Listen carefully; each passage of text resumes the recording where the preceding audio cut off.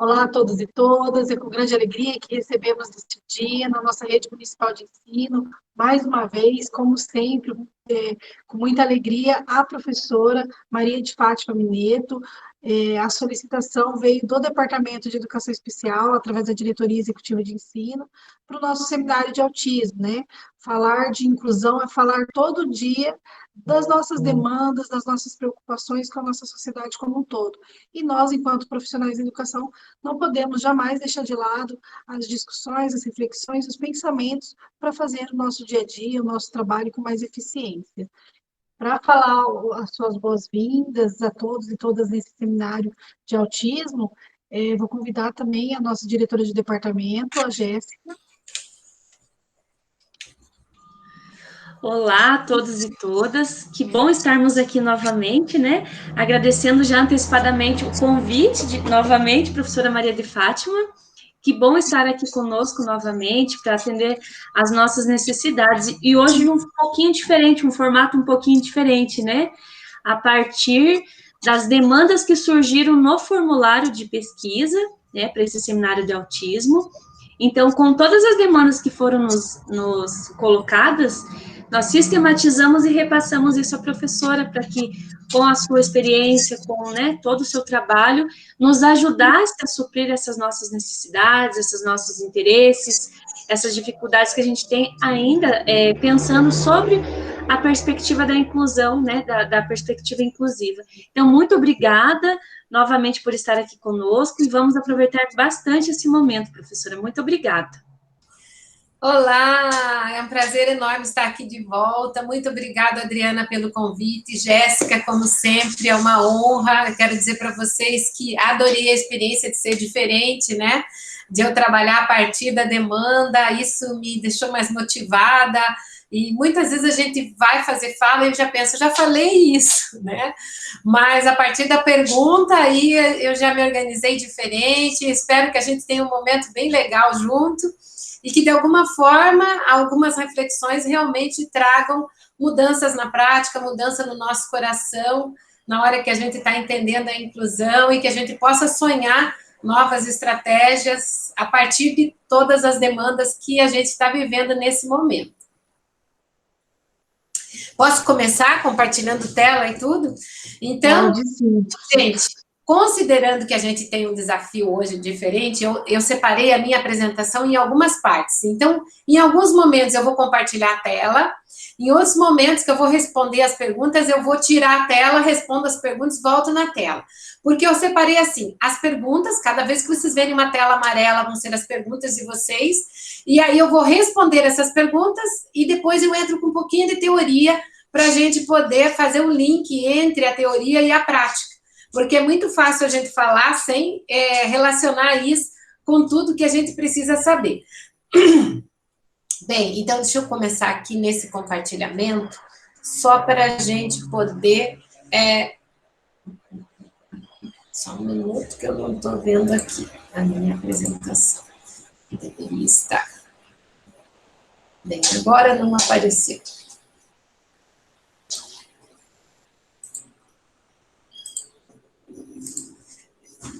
Agora apareceu.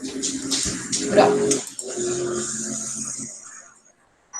Só me deem o feedback se vocês já estão vendo. Sim, a tela. Então, o que a gente tem nesse momento? Um tema novo, num formato novo, né? O tema é o mesmo, que é o autismo, nesse mês do autismo, e a gente vai trabalhar com perguntas e respostas.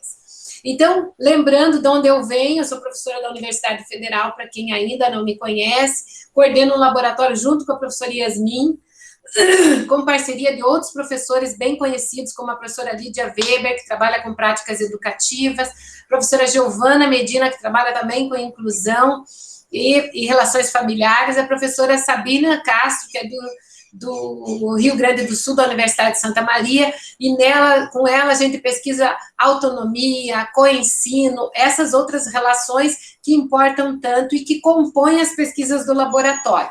Nós também temos parcerias hoje internacionais com a OMS, com o Autism Speaks, com o professor Vitor Franco na Universidade de Évora, com o Thompson na Universidade do Kansas, que é para avaliação da intensidade de suporte, com o professor Júlio ainda na Espanha. Então, tem muitas coisas internacionais acontecendo dentro do laboratório.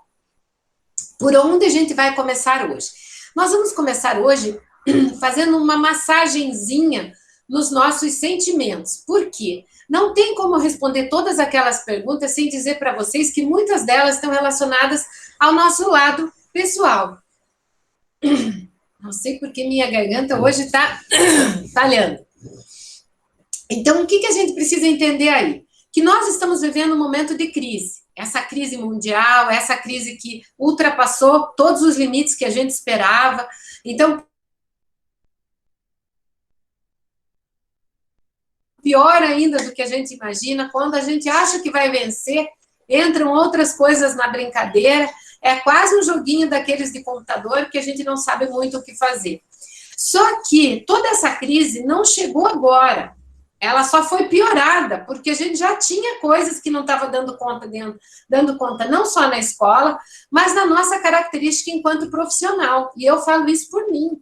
Não estou apontando para vocês, eu estou falando eu, Fátima, professora hoje numa universidade inclusiva, com desafio de ter aluno surdo-cego, com desafio de ter uma turma inteira de surdos, sendo que eu não falo Libras.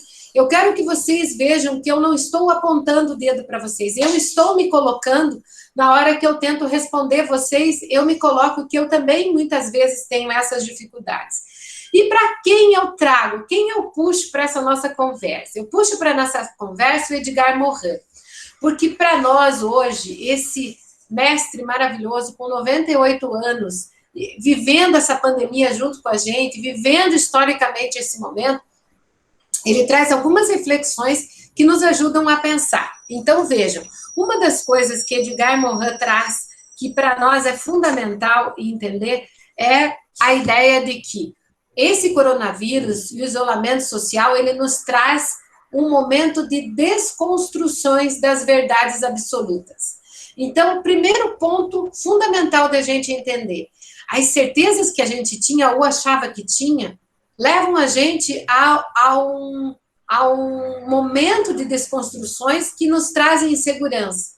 Então, o que era certo, o que era garantido, hoje, para nós, já mostra que nenhuma pesquisa é 100% segura se a gente não considerar diferentes aspectos. Então, esse é o primeiro ponto que ele traz, que eu acho muito legal. Outra coisa que ele fala é que a epidemia devia estar só nos pulmões, mas ela socialmente, quando a gente perdeu as verdades, quando a gente teve que ficar com uma nova prática, que é essa online, que a gente não domina. Então, essa epidemia que era para estar no pulmão, atacou a nossa mente. Tudo que eu já tinha de fraco antes, de não bem trabalhado dentro de mim, e que eu tentava esconder, veio à tona. Então, cada um de nós reagiu de uma forma diferente a esse momento que é, entre aspas, o caos. O caos interno e o nosso caos social. E ainda, eu digo para vocês que não só ontem, mas hoje e talvez no futuro, a gente não quer ouvir determinadas coisas, porque é difícil sair da zona do conforto. Então, muitas das perguntas, elas estão relacionadas com essa situação, de que, na verdade, eu já sei a saída. Eu já sei essa resposta, mas ela exige uma mudança. Então, eu não quero ouvir. Eu espero ouvir de novo algo que seja diferente daquilo. Né? É algo como se eu tentasse ouvir alguma coisa que eu, de fundo, não quero.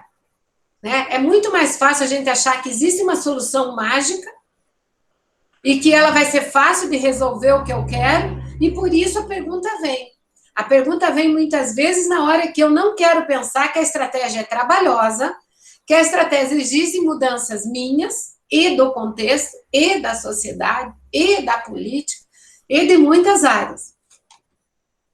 Então, Edgar Morin traz para nós, com a base no pensamento complexo, com a base na complexidade, que vocês sabem que é a minha base de pensamento, que é a minha base não só de pesquisa, mas de atuação enquanto terapeuta, que cada vez que a gente está em uma crise, a crise ela existe porque houve uma incerteza. Lembrando que o professor Vitor Franco diz para a gente a diferença de uma crise para uma emergência.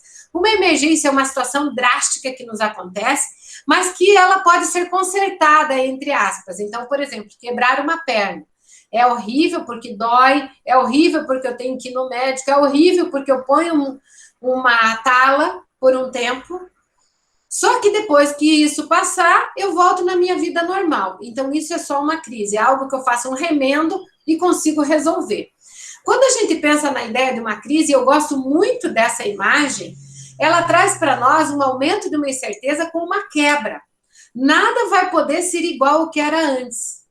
E aí a gente pega a ideia da morte, por exemplo, como algo, a morte metaforicamente, não só a morte do corpo, mas a morte de qualquer ideia, a morte de qualquer situação, que nada vai poder ser como era antes. Então, vamos pegar a crise da adolescência, né? E eu gosto muito de dar esse exemplo para a gente entender a ideia da crise.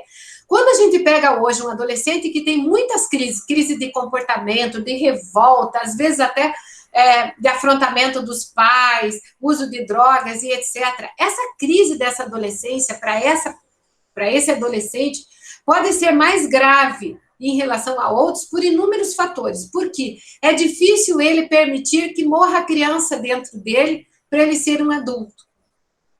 Porque a adolescência nada mais é do que deixar a criança no passado e eu me transformar em um adulto. Mas essa crise entre eu deixar de ser criança para ser um adulto é uma ruptura. Então, os pais têm que aceitar que a criança já foi. E que ele não vai mais ter esse filho como criança. Então, os pais precisam respeitar ele como adulto, os pais precisam entender ele como adulto, e os pais precisam dar a permissão para que essa criança deixe de existir. Então, em parte da crise do adolescente, ela está relacionada com os pais, com essa permissão. Mas não só isso, porque os pais não têm todo esse poder, é óbvio. O próprio adolescente tem que querer ser um adulto. Mas, se ele olha e não vê um adulto saudável, como é que ele vai querer ser um adulto? Se ele não vê um adulto feliz, como é que ele vai querer ser um adulto? Então, a crise da adolescência, como exemplo para nós aqui, ela vem de um aumento de incertezas, da necessidade de mudanças que muitas vezes a gente não quer fazer, porque a gente tem medo de ir para frente, ou porque a gente não quer ir para frente, ou porque a gente não tem permissão para ir para frente. E, por último, o que eu não sei, né? Porque o que eu sabia para ser uma criança não serve para ser um adulto. O que eu servia para ser pai de uma criança não serve para ser pai de um adulto. Então, os pais precisam se reinventar e os filhos precisam se reinventar. E aí, Edgar Morin diz, aí está a oportunidade de crescimento. Ou seja, quem aceita esse desafio dá um salto paradigmático e se desenvolve, ou seja, continua se desenvolvendo na vida. E essa pessoa, apesar da crise, vai evoluir de uma forma saudável. Quando a gente tem o desenvolvimento de psicopatologias, de sintomas, quando essa pessoa, ou essa família, ou este contexto, não passa por essas etapas e não se reinventa, não adquire mudanças. Então, vamos pegar essa ideia do exemplo da adolescência para a gente colocar na situação da inclusão. Que isso é a mesma coisa, ou seja, como é que eu vou superar essa crise se eu ficar preso naquilo que eu tinha? Então, hoje, agora, nesse momento, eu convido vocês a amaciar o coração, a acolchoar as nossas ideias com essas palavras de Edgar Morin.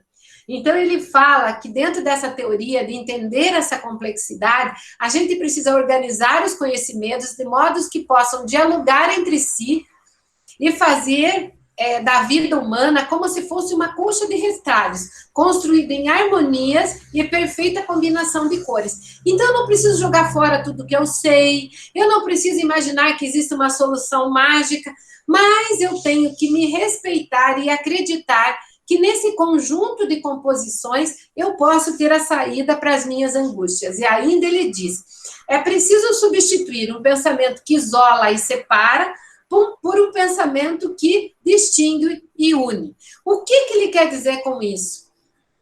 eu tenho que pensar e olhar as ideias que as pessoas diferentes colocam para mim, e a partir daí eu começo a construir o que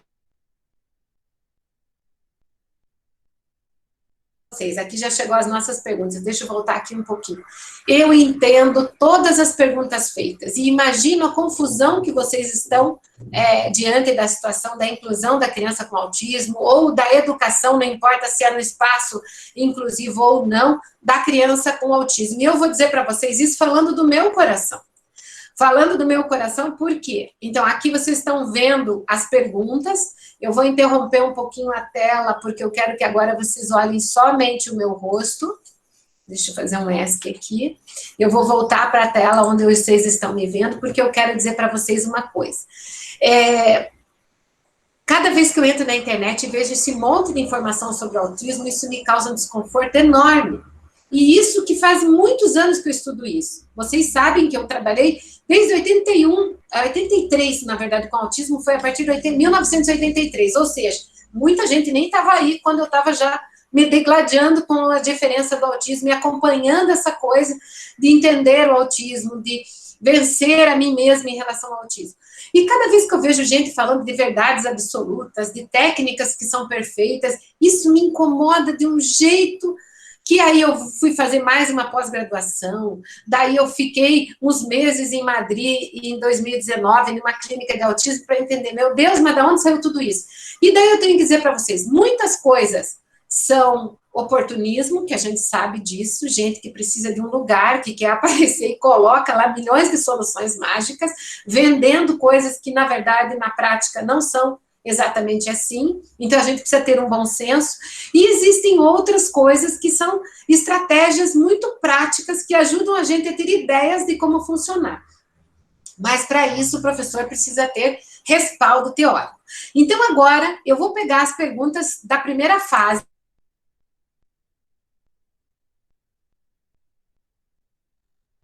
resposta para isso. Como é que eu vou trabalhar as ações necessárias? Primeiro, me fundamentando teoricamente, entendendo do que eu já sei e o que é que eu preciso saber. Então, não tem como trabalhar ou achar as ações necessárias sem, primeiro, saber o que é que eu não sei, que eu preciso saber, e depois, conhecer o aluno. O tempo inteiro eu vou voltar nessa situação. Se eu não conhecer o aluno, eu vou mostrar mais para frente estratégias para que vocês conheçam os alunos, vocês não vão conseguir descobrir como trabalhar e quais seriam essas ações. A segunda pergunta que tem é, dependendo da deficiência ou grau, como priorizar atividades? Então, eu vou mostrar isso para vocês, relembrando as características do autismo, da deficiência intelectual, e daí eu vou dar dicas práticas de organização na fase teórica. O aluno pode participar só oralmente?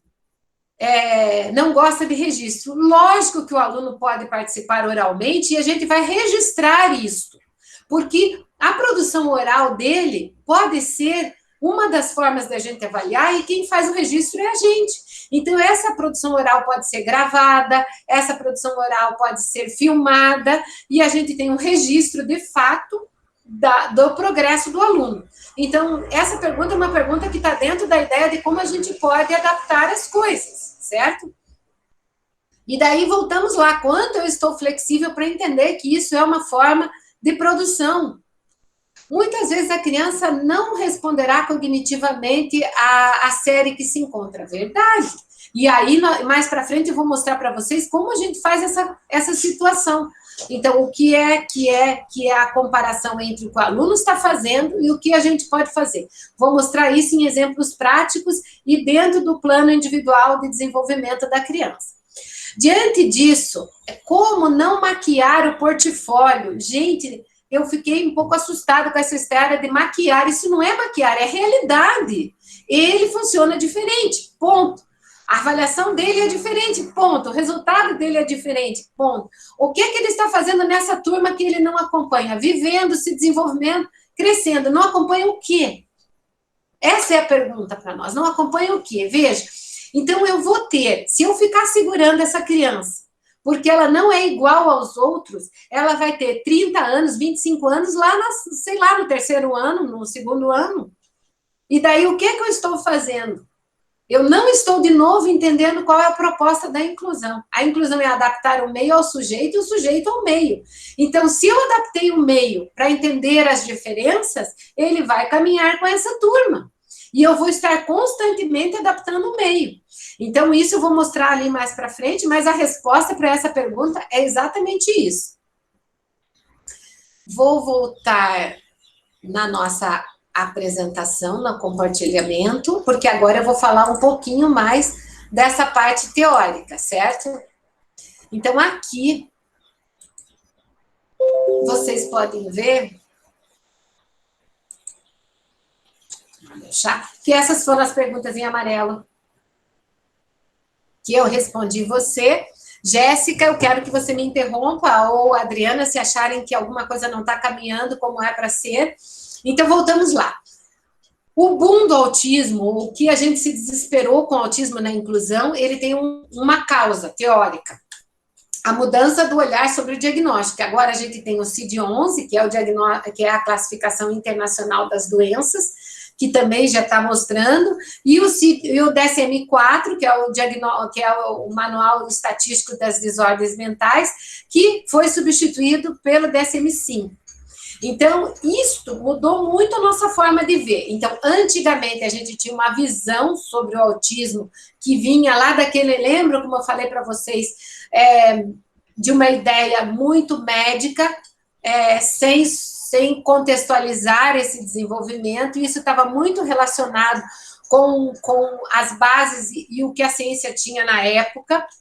Com o desenvolvimento da ciência, houve uma evolução para o DSM-4, que o transtorno do espectro autista estava ainda dentro de um quadro que envolvia a síndrome de Rett, transtornos generalizados do desenvolvimento. Tudo isso para a gente foi ganhando um destaque. E ainda a gente teve associada a altas habilidades de superdotação, o termo Asperger, que também foi um processo de evolução e que passa do DSM-3 para o DSM-4. O que a gente tem hoje? O DSM-5, ele parte do DSM-4, então, que são essas ideias que envolviam vários conceitos relacionados para o autismo, separa uma parte bem específica para definir o que é hoje o transtorno do espectro autista, que está relacionado a algumas características concentradas que a gente precisa entender para poder adaptar, para poder responder as perguntas e para que a gente passe a saber, a olhar esse aluno a partir das suas condições. Então, a gente entende hoje que são deficiências sociais e de comunicação, então, são temas abrangentes que envolvem as relações interpessoais e a comunicação, e os comportamentos que são restritos, fixos, intensos, às vezes um pouco desorganizados.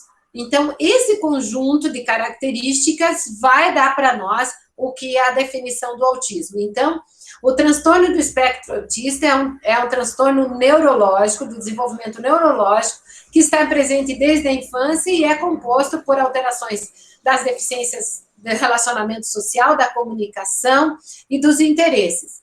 Na linguagem, o que a gente já sabe, que afeta a comunicação de uma forma geral, que pode ser tanto com ausência de linguagem, com ecolalia, com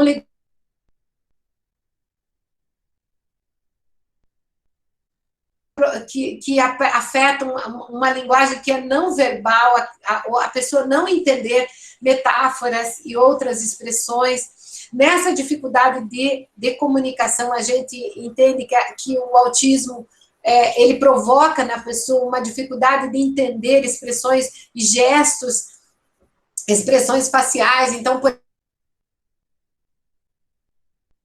faz uma cara de espanto, ou faz assim com os braços, mexendo os braços como que diz, o que é que houve, né? Essa expressão sem uma fala, para a pessoa com autismo, muitas vezes não é bem interpretada. Aquelas expressões que a gente usa normalmente, como fiquei pirado, tive que engolir o sapo, entrei pelo cano, são problemas que, de alguma forma, dificultam muito essa relação com a criança e com os processos de aprendizagem. Então, muitas vezes a gente sabe disso, mas se distancia disso no cotidiano da sala de aula. Então, a gente pode entender, assim, que esses problemas de socialização, eles estão muito relacionados com a parte de comunicação, tanto que no DSM-5 eles estão considerados de uma forma agrupada, porque muitas vezes a criança responde socialmente relacionada a uma dificuldade de comunicação e de interpretação da linguagem que ela está fazendo. Então, quando a gente desconsidera isso, a gente perde o foco de motivação da criança. E daí, vem perguntas mais para frente, assim, a criança não quer fazer, quando ela se nega a fazer porque ela perdeu esse eixo, né? Então, como eu vou achar esse eixo de volta? É retomar na minha relação com a criança imediata. Então, acho que muitos de vocês sabem que no ano passado eu fiz mais uma atualização com a OMS, foi um curso longo, de 9 semanas, intensivo, né? E basicamente o que a gente entendeu é essa retomada da relação com as características básicas do autismo, que a gente se perde no cotidiano. Eu vou mostrar isso mais para frente para vocês. E daí, como consequência, a gente tem estereotipias, que são movimentos, que são comportamentos não verbais ou verbais, que possam, de alguma forma, causar algum desconforto para a gente que está ali. Além de tudo, no autismo, a gente tem os tipos 1, 2 e 3, que com certeza vocês já morreram de ouvir, que é o leve, o moderado, o severo. Então, tanto faz usar isso, apesar de que o DSM-5 usa 1, 2 e 3, mas para que seja mais entendido, muitos autores usam leve, moderado e severo. O que a gente precisa entender? Que, independente disso, o baixo funcionamento e o alto funcionamento, eles influenciam diretamente nessa intensidade do autismo na pessoa. Então, vamos entender lá. Eu posso ter uma criança, um adolescente, um adulto com autismo de alto desempenho, então ele tem certa autonomia, tem habilidade de linguagem, mas, apesar dele falar bem, dele parecer entender bem, dele conseguir decidir coisas e fazer coisas, ele é considerado severo. Por quê? Porque ele tem um comportamento muito rígido, dificuldade de flexibilizar o seu pensamento, resistência a mudanças, crises de inconformismo e dificuldade de relacionamento interpessoal. Então, veja, porque ele pensava bem, porque ele falava bem, porque ele até produz bem na escola, a gente pensa que ele é leve. Mas, muitas vezes, esse diagnóstico acaba ficando severo na hora que a gente não entende que existem gatilhos que dificultam ele aproveitar aquela parte boa que ele tem. Então, muitas das respostas, elas estão relacionadas a quanto o professor chegou a entender isso e quanto ele avaliou esse perfil no seu aluno. Então, parece que a gente espera que alguém lá fora, em outro planeta, em outra escola, lá na universidade, traga uma resposta pronta para eu enfiar na minha atividade pedagógica. Isso não vai acontecer. Porque cada criança nossa é única. E eu vou ter que fazer esse exercício para cada aluno, para eu poder caminhar com isso. Então, eu posso ter uma criança com autismo, com funcionamento baixo. O que eu quero dizer com isso? Não fala, parece que tem bastante dificuldade de compreensão e a gente já consegue associar uma deficiência intelectual nesse caso. Só que ela parece que é fácil da gente lidar com ela na escola. E ela chega a ser leve ou moderada em virtude de que ela se adapta mais rápido se a gente souber explicar as coisas, porque ela tem menor sensibilidade às questões ambientais, porque apesar da deficiência intelectual e dela não falar, ela tem maior habilidade de controle emocional. Então, o que eu estou falando para vocês? Que pode ser muitos jeitos que isso vai acontecendo. E uma criança, ou um adolescente, ou um adulto, pode modificar isso ao longo da vida, porque ela depende do impacto do meio, lembrando lá das nossas aulas sobre Profembrenner, o cronossistema, que é o tempo que a criança está exposta a um ambiente legal, ou um ambiente que põe risco ao desenvolvimento, vai ter um comprometimento em relação a isso. Então, pense, a casa está conflituosa, a escola está conflituosa, a gente está vivendo essa pandemia, esses problemas vão aumentar. Então, o que a gente sabe?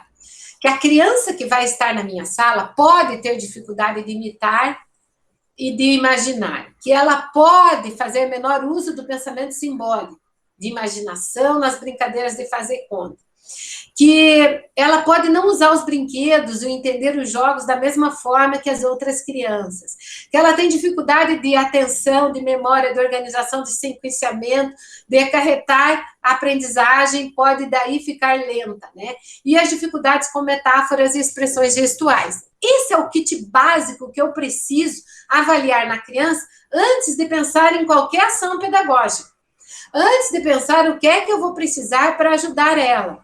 Então, itens básicos que quando eu pego uma mãe desesperada que vem para eu atender a mãe, a criança está agredindo a mãe, a criança está comendo as fezes, eu volto nesse ponto.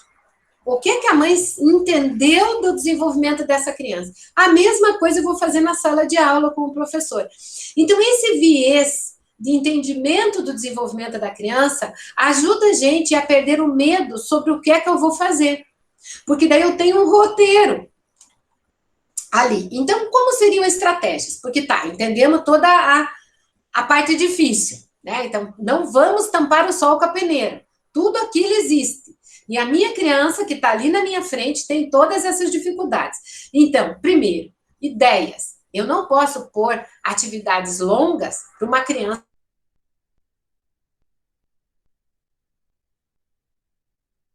Tem perguntas que vêm mais para frente que perguntam. Na pandemia, o que eu tenho que fazer? Primeiro, reduzir o tempo da atividade. Isso é fato.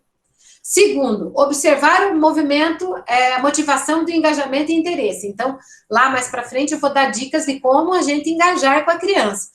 E engajar é uma palavra mágica. E que, às vezes, a gente fica tão preocupado com a técnica, se é aba, se não é aba, a gente esqueceu do engajar. E o engajar é o primeiro ponto. E eu vou dizer para vocês sabem por que eu trouxe Edgar Morin aqui? Porque eu queria engajar vocês na minha conversa.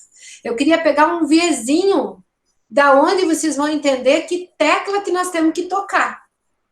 Para vocês estarem aqui comigo agora, eu preparei esse PowerPoint. Ou seja, eu quero vocês engajados comigo, porque se vocês não estiverem engajados, essa motivação e o interesse de vocês vão fazer com que vocês não queiram ouvir o que eu estou falando e não façam os links que eu preciso. Estabelecer regras, intervalos e o alcance de interesse. Então, vejam só, eu disse para vocês, eu vou entrar com um pouquinho de teoria, mas vou responder as perguntas que vão estar em amarelo. Ou seja, eu disse o interesse de vocês e dei as minhas regras para que a gente possa trabalhar. O que importa para a gente entender aí? Que então eu preciso criar estratégias para que esse engajamento aconteça. Graduar a atividade, que não pode ser nem muito fácil, nem muito difícil, partir do que ela já sabe, apoio visual e cartões, ajuda parcial e o segredo, gente, repetições. E o que eu vejo muitas vezes, o professor falou 2 vezes e acha que tudo bem. A mãe falou 2 vezes, 3 vezes e acha que então ele não aprendeu. Não. E cada vez que eu quero ir para frente, eu tenho que retomar as coisas que ele já sabe para eu dar um passinho para frente. Retomar o que ele já sabe para ir para frente. E daí vocês vão dizer, mas isso tudo que eu tenho para fazer é só isso. E isso vai mudar muitas coisas. Então, quando a gente pensa em etapas do planejamento da atividade, eu quero que vocês vejam ali. Quando eu vou avaliar a criança, que é o básico ali, é uma faixa verde que perpassa tudo, porque eu tenho que avaliar constantemente. Então, não existe um plano individual de trabalho da criança que eu faça uma vez e pronto. Não, isso vale para 2 meses e eu reavalio, isso vale para 3 meses e eu reavalio. Eu acho que 3 meses é um tempo bom, mas cada escola precisa ver. Então, eu preciso investigar com os pais, com os outros profissionais que atendem a criança e com os professores, para chegar numa avaliação de saber o que a criança já sabe, da onde a gente está partindo. Então, muitas vezes eu vejo um professor que recebeu a criança, que não está nem 2 meses com ela e está pedindo tutor. Eu digo, Jesus, socorro, Maria José. A pessoa nem sabe da criança, já quer um tutor. E se eu não me dar nem um pouquinho com a criança, eu não sei se ela precisa de um tutor. Se eu nem tentei estratégias no cotidiano, se eu não adaptei nada, eu não sei se ela precisa de um tutor, e a gente vai falar disso ainda hoje. definir o que ela precisa aprender. Então, depois que eu sei aonde ela está, eu vou definir o que ela está fazendo, que é a segunda etapa. E depois eu vou ver como ensinar. E parece que essas etapas que são naturais, no caso do autismo, elas ficam totalmente camufladas pelo desespero do professor em relação ao comportamento da criança, em relação à desestruturação que muitas vezes a criança causa na sala. Daí a gente volta na parte verde. Porque a parte verde é assim, o que é que eu já sei da criança?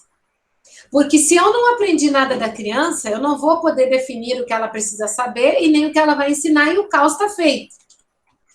Então, lá nas propostas que a OMS fez desse treinamento último, que eu fiz agora no ano passado, que é um treinamento internacional, que é o que eu vi em Madrid, que é o que o mundo inteiro tem feito, a gente tem algumas estratégias básicas para enfrentar essas dificuldades de entender a criança, pensar o que ela precisa e planejar as estratégias. Então, essas 3 coisas, que foi aquele quadro que eu mostrei para vocês, ela exige um pensamento que diz a introdução e o envolvimento com a criança. A introdução é como eu vou me introduzir nessa relação com a criança. Então, a primeira coisa que a gente aprendeu, todas as crianças aprendem e podem desenvolver habilidades. Foi a primeira coisa que eles ensinaram. E eu pergunto para vocês, será que alguém ainda duvida que a criança não aprenda ou que ela não vai se desenvolver? Eu posso não me sentir capaz, daí eu tenho que ir lá para a terapia para eu aprender que eu tenho que ser capaz, porque eu sou uma profissional, certo? E se vocês pensarem um pouco, hoje, muitos pais estão melhor do que nós, professores. Porque eles arregaçaram a manga e foram atrás. Enquanto a gente está aqui, será que sou eu que tenho que fazer isso? Será que eu estou preparada para isso? Gente, eu sou um profissional. E o profissionalismo exige que eu me prepare para atender aquilo que eu estou vendendo, que é a educação. Então, eu preciso primeiro entender e acreditar que todas essas crianças vão aprender e se desenvolver. Depois, você pode ajudar a criança a desenvolver envolvendo ela nas atividades diárias, nos jogos, nas coisas do cotidiano, tanto da casa quanto da escola. Então, o primeiro passo é eu envolver a criança. Então, eu criar esse envolvimento para que a criança realmente esteja conectada com aquilo que está acontecendo. O que muitas vezes a gente vê? Uma deriva da criança. Porque a gente está propondo coisas que não tem nada a ver com ela, a gente não observou ela, a gente não consegue fazer esse engajamento com a criança, porque para eu engajar eu tenho que partir da criança e não eu inventei isso e eu quero que a criança faça. Isso não vai dar certo. Principalmente no autismo, mas isso não dá certo na deficiência intelectual, isso não dá certo na síndrome de Down. Primeiro eu engajo com a criança, ou seja, eu me vinculo a ela para depois eu conseguir fazer alguma coisa. Então, como eu vou fazer isso? Que é a pergunta básica. Organizar o espaço, tirar as distrações, montar um espaço seguro para que eu possa interagir. Então, isso, na forma remota, exige uma mudança do que é na sala de aula.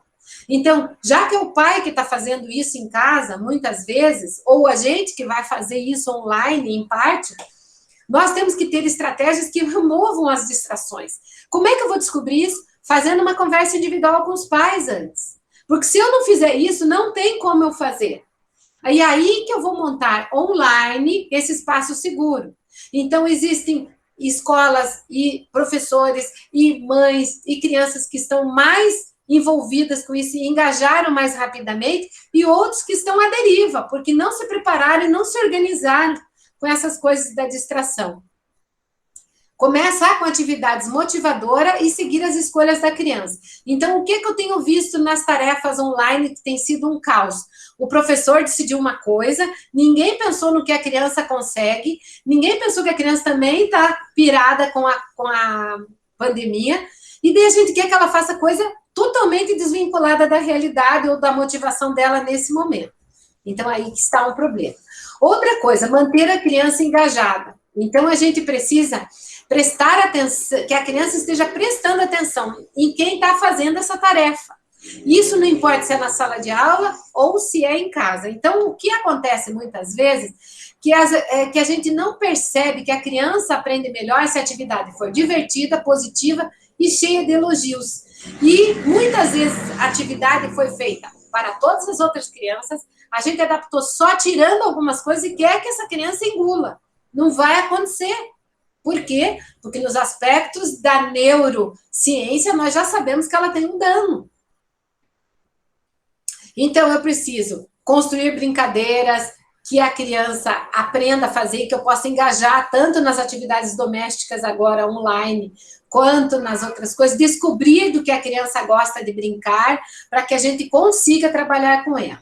Outro ponto fundamental, então vocês vejam que esse treinamento da OMS me reportou ao diagnóstico do DSM-5. Lidar com o comportamento, engajar com a criança, isso tem a ver com os déficits sociais. E a questão da comunicação.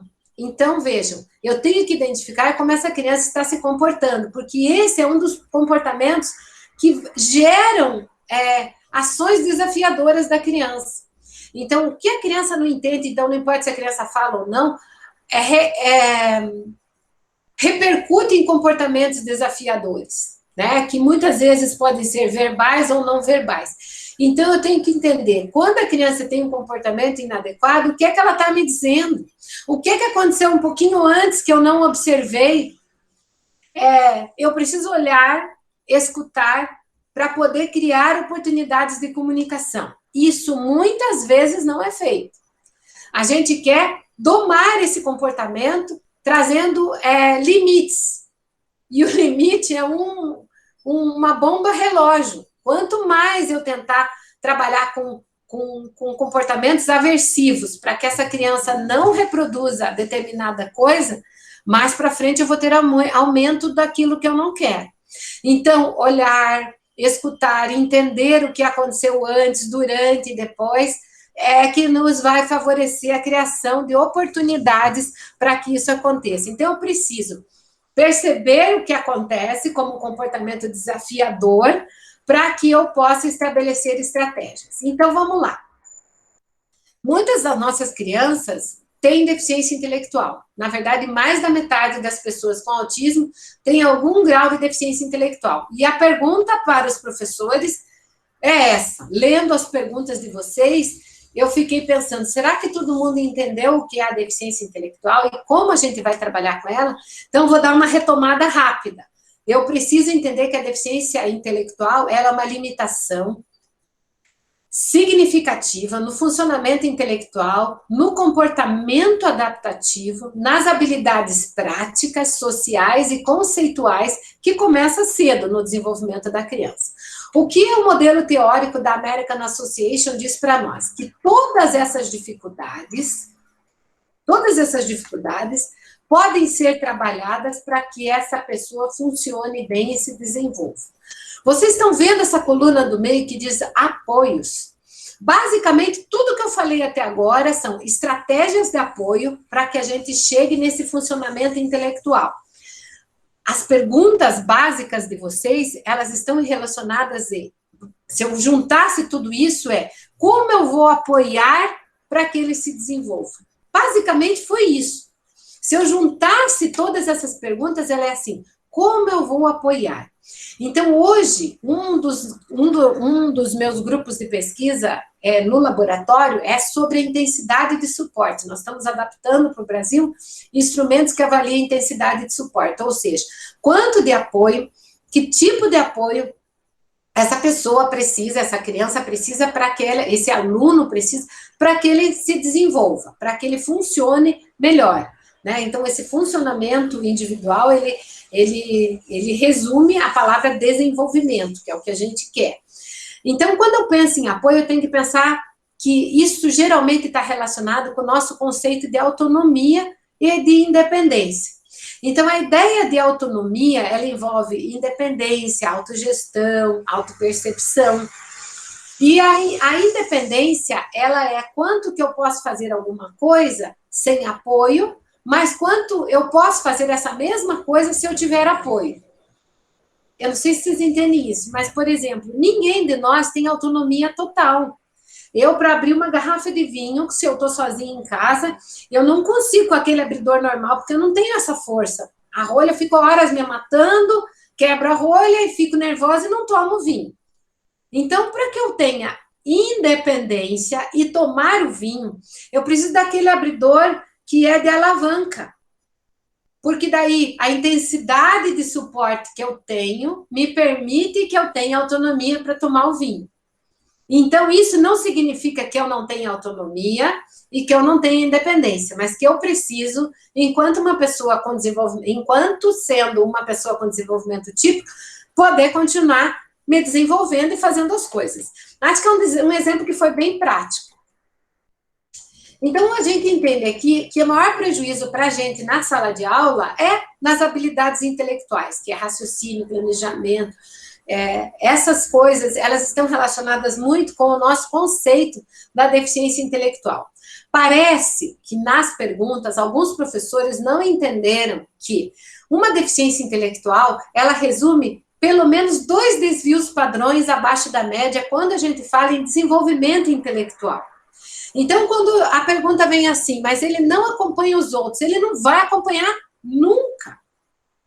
Porque daí, se ele acompanhasse, ele estaria nesse 70% que vocês estão vendo aí, que são as pessoas de desenvolvimento típico. Então, do nosso quadro de 70%, para a esquerda, nós vamos ter as pessoas com deficiência intelectual. E para a direita, nós vamos ter as altas habilidades de superdotação. As 2 margens laterais não vão nunca estar no mesmo nível dos demais, que é a média nossa dos 70. Então, eu vou estar onde eu devo estar, que é junto com todos, mas dentro do meu desenvolvimento. E daí, isto entendido, já facilita muito na hora que eu tenho que responder se a avaliação pode ser oral. Lógico que pode, porque naquela faixa eu posso dar respostas diferentes. Em cada faixa eu posso ter opções de resposta. Então, esse funcionamento intelectual para nós é a resposta. A hora que eu entendo isso, é a resposta para muitas das perguntas.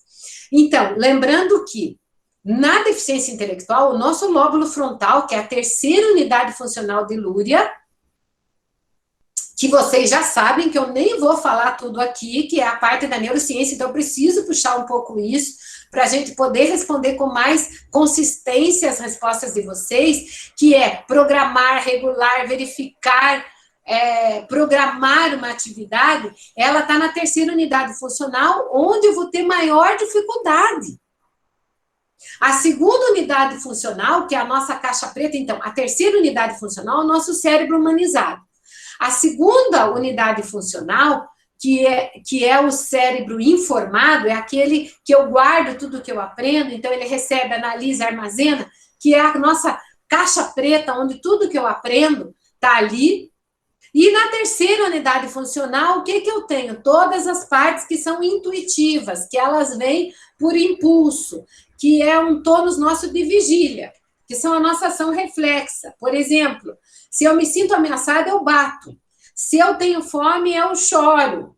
Então, isso tudo é um conjunto de coisas que na deficiência intelectual, de alguma forma, vai estar prejudicado. Ainda fazendo link com esse conhecimento importantíssimo para eu saber como eu vou achar a solução. No nosso lóbulo frontal, que vai programar, controlar, que vai organizar isso, é o que está mais, que é essa parte que está em vermelho no nosso desenho, essa parte é a mais prejudicada, mesmo que a deficiência intelectual seja bem leve ou que ele quase não tenha, porque as questões sensoriais no autismo vão prejudicar um pouco essa tomada de ações e de atitudes no autismo. Na região parental e na temporal, que vocês estão vendo aí, então a azul e a amarela, eu vou ter as alterações sensoriais do autismo, que envolve a nossa caixa preta, que é a 2ª unidade funcional, que é onde eu guardo o que eu aprendo, que é onde eu começo a entender o que está acontecendo. Então, vocês vejam que a criança com autismo, ela tem alterações nessas 2 partes. E, por último, uma outra parte que é também sensorial, que é a região occipital, que é a parte verde, que no autismo fica também prejudicada. E não é porque ela não está vendo, é porque ela não interpreta isso da mesma forma pelas questões sensoriais. Então, todos esses aspectos que são da neurociência e da neuropsicologia respondem no diagnóstico de autismo, que é uma alteração do neurodesenvolvimento. Então, olhar para o autismo e pensar o que é que eu vou fazer com ele é olhar para tudo isso. Vamos dar um exemplo prático e entrar agora no que a gente pode fazer, puxando isso para a nossa realidade. Olhem essa figura.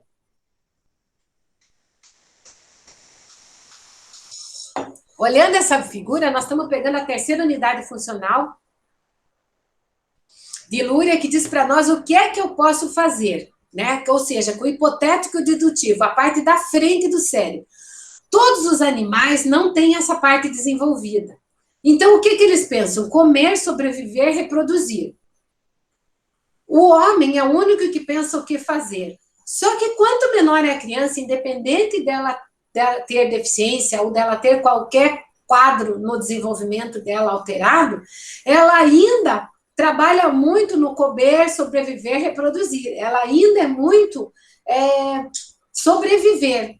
Quando ela começa a planejar, é o que ela está se desenvolvendo. Mas, aí o que a gente esquece na sala de aula? A gente esquece disso e não dá um plano B. Então, quando o professor vem e eu vejo uma pergunta de como é que eu faço isso, provavelmente porque ele já tentou alguma coisa e não deu certo. Porque ele pensou que no cérebro dessa criança... Deixa eu ver o que eu tenho aqui. Deixa eu voltar uma aqui. Nesse cérebro da criança aqui, quando eu não tenho um plano B, eu digo para ela, não pode fazer isso. Eu apresento uma única atividade. E ela, como tem uma dificuldade de raciocínio hipotético dedutivo sobre a consequência dos atos, ela só sabe fazer aquilo que ela está vendo no concreto. E daí, se a gente apresenta algo que não é concreto, ela não consegue entender o que ela tem que fazer.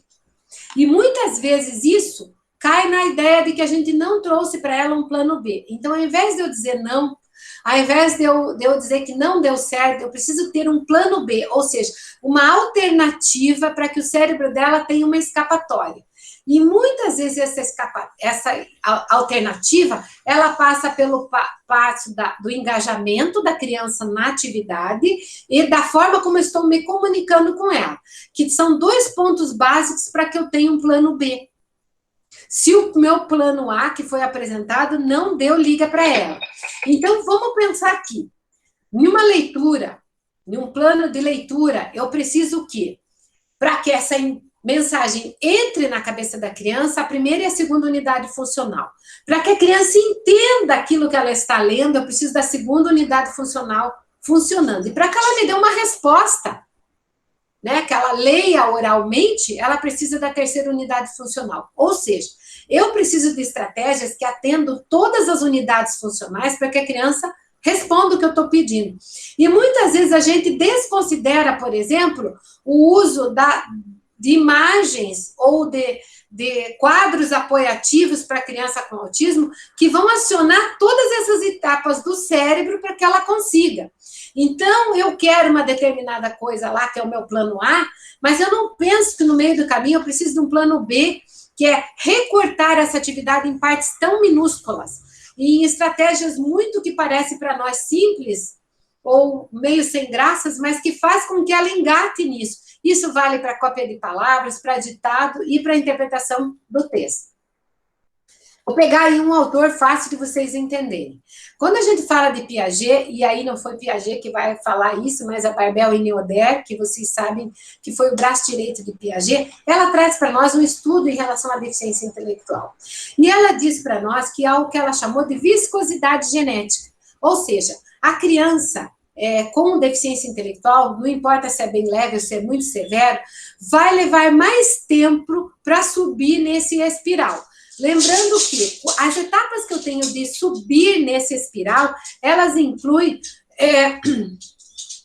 um funcionamento intelectual. Então, passar pelas etapas, que é a estrutura, sensório, motor, pré-operatório, operatório concreto, operatório formal, tudo todas as crianças vão passar, com deficiência intelectual, sem deficiência intelectual, com autismo, sem autismo, com síndrome de Down, sem síndrome de Down. Então, o que acontece nessa sequência? Eu preciso entender que no caso da deficiência intelectual, ou no caso do autismo, que eu vou ter alterações sensoriais, eu preciso de estratégias para melhorar essa subida. Como é que eu subo ali? Na capacidade minha de assimilar. Então, o que é assimilar? Prestar atenção, engajamento na atividade. Esse desenho ajuda vocês. Então, veja, eu estou usando uma imagem para engajar vocês no que eu quero que vocês entendam. Poderia ser fácil eu não usar nenhum atributo desse, mas se eu quero vocês engajados, se eu quero trazer vocês para mim, eu preciso de estratégias. E eu preciso entender o pensamento do meu aluno, no caso vocês, que vão entender o que eu estou falando. Então, uma imagem complexa dessa tira vocês da zona do conforto e faz vocês entenderem que, para o aluno produzir, ele tem que engajar. Para ele engajar, eu tenho que ir lá na neurociência, na neuropsicologia, na psicologia, entender que eu tenho que assimilar o conteúdo. E para isso eu tenho que, primeiro, estar motivado e prestar atenção. Esse conjunto é engajamento. Olha que legal isso. Daí, depois que eu engajei, eu tenho que entender que tempo eu levo para estar desenvolvendo essa atividade, que seria o que Piaget chamou de acomodação. Juntando isso, eu tenho equilibração. Lembram disso? Assimilação, que é esse conjunto de estratégias. Quando eu tenho assimilação e acomodação junto, eu tenho uma equilibração e uma adaptação intelectual. Ou seja, eu comecei o desenvolvimento, eu comecei a aprender alguma coisa. Automaticamente, a gente tem que pensar aqui. Então, a estrutura de desenvolvimento é a mesma, sensório motor, pré-operatório, tudo isso não vai mudar. Mas para a criança subir naquele espiral, ela tem que funcionar bem. E o que é funcionar? Assimilar, acomodar, equilibrar, adaptar. Tudo isso depende de eu entender aquelas dicas que estão sendo dadas aí pela internet afora, sem relacionar com coisas da neurociência, que é engajar. O que é engajar? Ver se a criança está prestando atenção, se ela está motivada, são 2 pontos básicos. Depois, ela começou a entender o que eu estou falando ou a partir de algo que ela nem sabe do que eu estou falando? E aí, eu vou promover essa subida nesse espiral. Mais perguntas. Vocês entenderam quanta coisa legal a gente está vendo?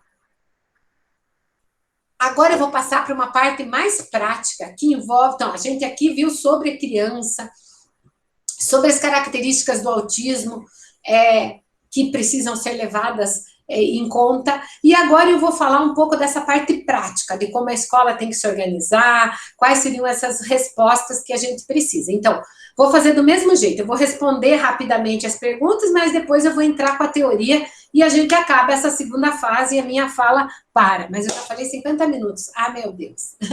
Então, vamos lá. Então, aqui, o planejamento deve ser elaborado pelo professor regente ou pelo profissional de apoio da criança. O planejamento precisa ser elaborado por uma equipe. Nunca pelo professor sozinho e muito menos pelo profissional de apoio, mesmo que ele seja um pós-doutor que nem eu. Quem sou eu para fazer um planejamento sozinho para a criança? Me desculpe, se vocês conhecem algum Deus, me apresente. Porque eu, de cima do meu patamar, desculpe, não me sinto capaz. E isso, se está sendo feito, é morte certa. E não venha pôr a culpa na criança. Esse planejamento, ele é responsabilidade de uma equipe. E nós vamos ver ali. Se eu tenho profissionais de fora ajudando, isso chama consultoria colaborativa. Se eu tenho um professor na sala de aula, isso é co-ensino, vou explicar tudo isso.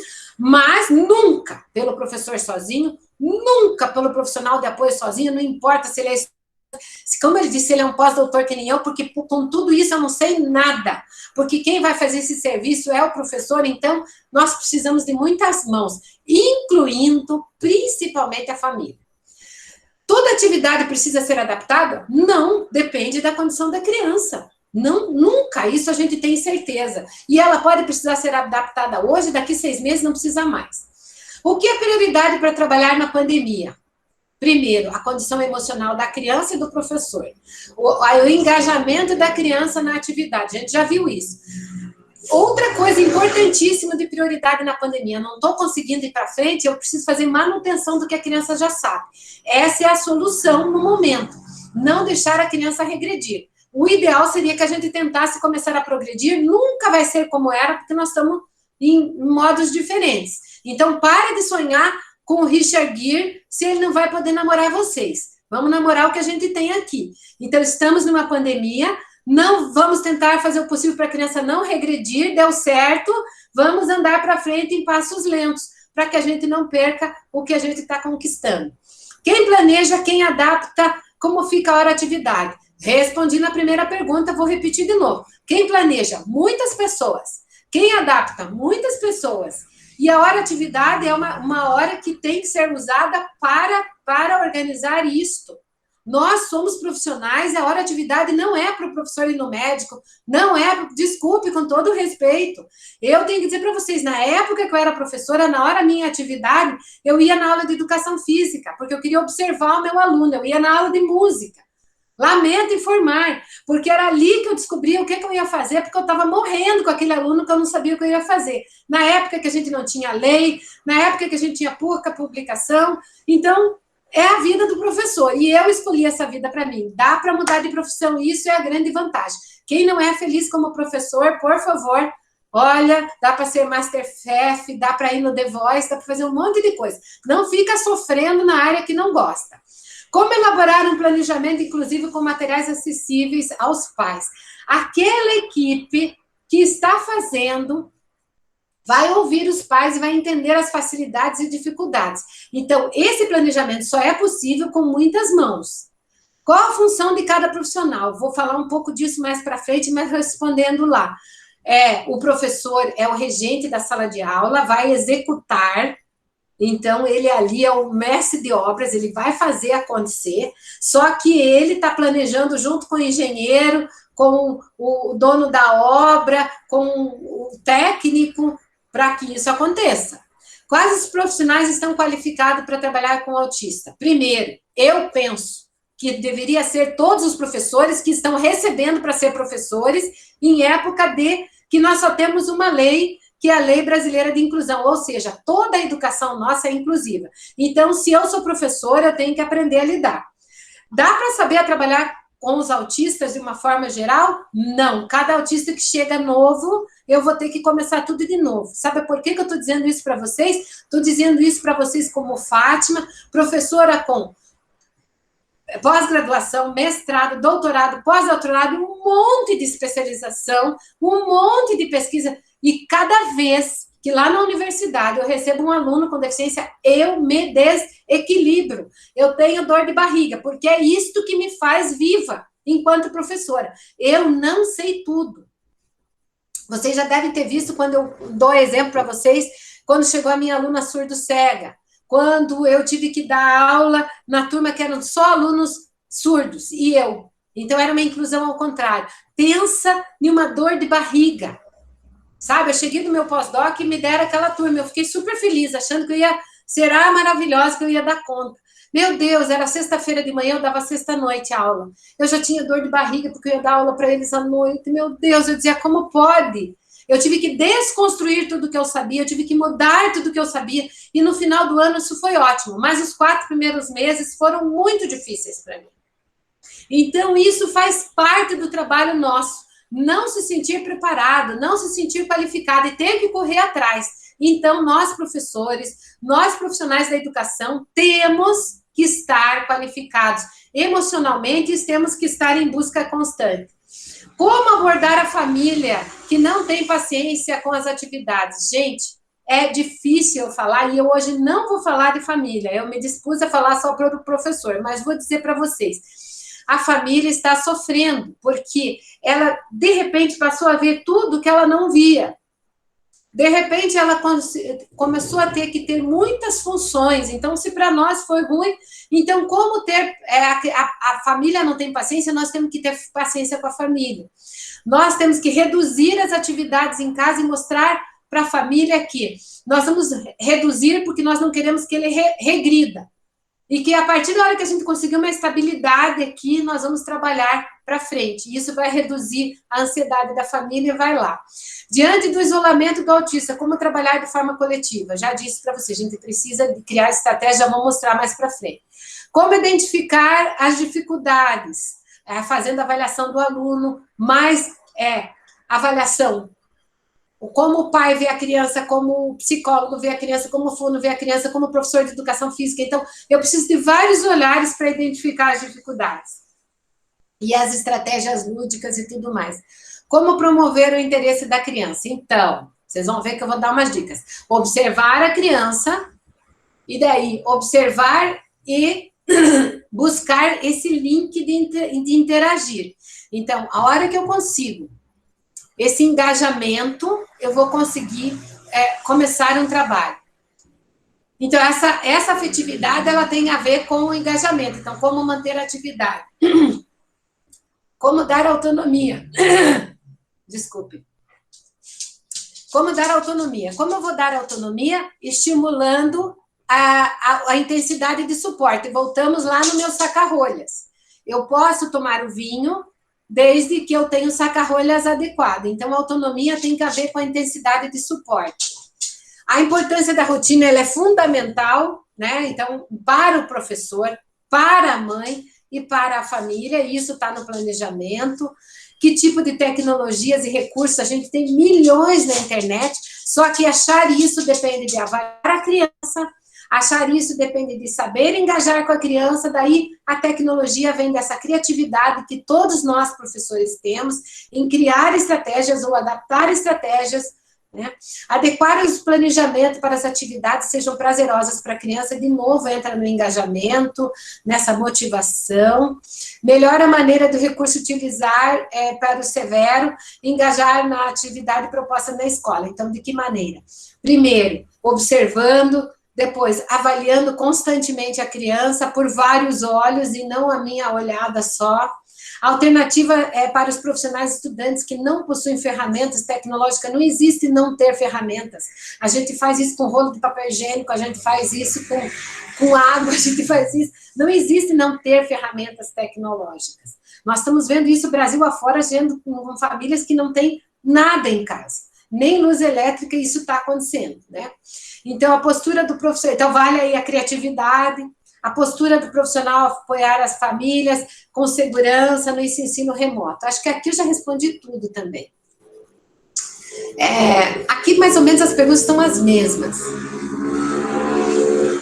Aqui, como flexibilizar e adaptar o currículo, vou falar disso agora, e como transformar um pouco essa rotina dos estudantes. Então, como agir diante das resistências? Como eu agir? Diminuir as tarefas, buscar o engajamento, dar voz para a angústia da mãe, dizer, a senhora tem toda a razão, tá difícil, para nós também tá, vamos diminuir as estratégias, vamos tentar não regredir, quando a gente conseguir isso, a gente dá pequenos passos para frente, e aí vai. Quais as ferramentas do professor regente? Vou falar um pouco, falar do profissional de apoio. Então, eu quero fazer um pouco de propaganda, coisa que eu nunca faço, aí eu falei que vou fazer agora, porque um pouco dessas respostas, dessas perguntas de vocês, elas estão no livro meu que foi atualizado. Então, um livro que vocês já conhecem, muitos de vocês devem ter, ele saiu agora, nessa semana passada, a segunda edição, revisada, atualizada e ampliada, e eu mudei um pouco a parte de legislação e coloquei 2 capítulos a mais. Então, nesses capítulos, eu começo a falar um pouco sobre a ideia do desenho universal de aprendizagem, que nada mais é uma estratégia que ajuda a gente a entender vários recursos, e nesse DUA, que a gente chama que é Desenho Universal de Aprendizagem, é um exercício para essa mudança de estratégia, e que responde muitas das questões, e que não joga fora nada do que a gente sabe, mas que abre portas de organização. Mas ela envolve os aspectos emocionais do professor, os aspectos emocionais dos pais, que muitas vezes a gente retira do currículo e isso não dá certo. Ela considera as experiências significativas que o professor teve e que a criança teve, que a família teve. Então, o DUA, essa ideia de que, de uma forma ou de outra, essa redução de barreiras, ela não está só numa redução de barreiras voltada para a criança, mas também as barreiras que o próprio professor e que a própria família tem. E o DUA traz também para a gente a ideia de que a hora que eu derrubo essas barreiras minhas e do contexto da sala de aula, eu vou melhorar isso para todas as crianças. Na hora que... Então, o DUA, ele está baseado em tudo aquilo que a gente viu da neurociência. Só estou mostrando essa imagem, não vou explicar o DUA, porque demora muito para vocês hoje, mas é para vocês saberem. Então, eu tenho que perguntar por que eu preciso aprender e quais as áreas do cérebro que vão voltadas para isso. E isso vale também para o que o professor tem que aprender, não é só para o que o aluno tem que aprender. Então, quando eu vejo muitas das perguntas, eu fico pensando, nossa, por que o professor precisa aprender isso? Daí, redes de conhecimento, o que é que ele precisa aprender? Então, qual a área do cérebro que vai estar precisando desse olhar? E depois, como essa aprendizagem vai acontecer? Então, o DUA, ele trabalha para nós essa ideia relacionada ao potencial de trabalho colaborativo. Então, tudo isso que eu falei é para cair nessa palavra. Colaboração, trabalho colaborativo. Quando é que o professor vai se aliviar? Quando é que o professor vai sentir que eu dou conta disso? Quando ele tiver uma rede de apoio boa. Então, o que a gente vê hoje nessa gritaria com razão? Não estou tirando a razão do professor. Quando eu vejo todas essas perguntas com razão, é porque a nossa rede de apoio está frágil. E não significa que as prefeituras não estão fazendo nada, que a ação pedagógica não está fazendo, não. Significa que ainda nós não achamos o eixo, porque falta mais recursos, porque a gente tenta fechar as coisas em pequenos blocos e não articular isso com grandes dimensões.